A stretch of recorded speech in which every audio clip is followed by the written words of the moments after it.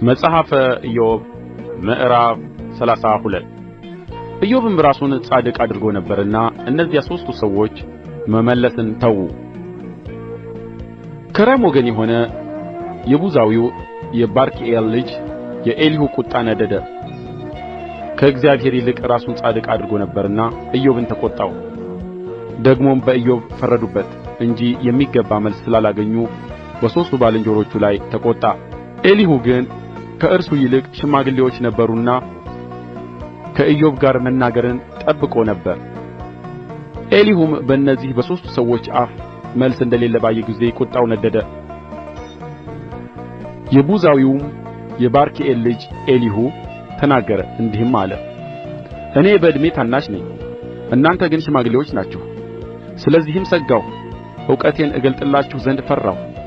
እንደዚህም አልሁ፣ ዓመታት በተናገሩ ነበር፣ የዓመታትም ብዛት ጥበብን ባስተማረች ነበር።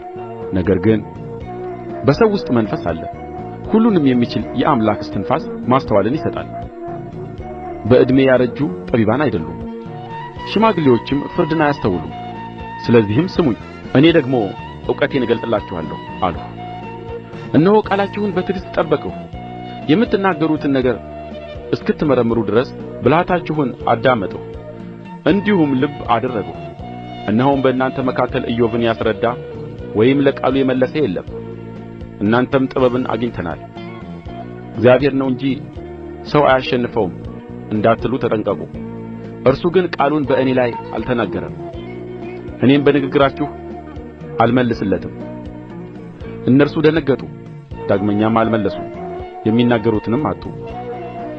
እነርሱ አልተናገሩምና ቆመው ዳግመኛ አልመለሱምና እኔ በትዕግሥት እጠብቃለሁን? እኔ ደግሞ ፈንታዬን እመልሳለሁ፣ እውቀቴንም እገልጣለሁ።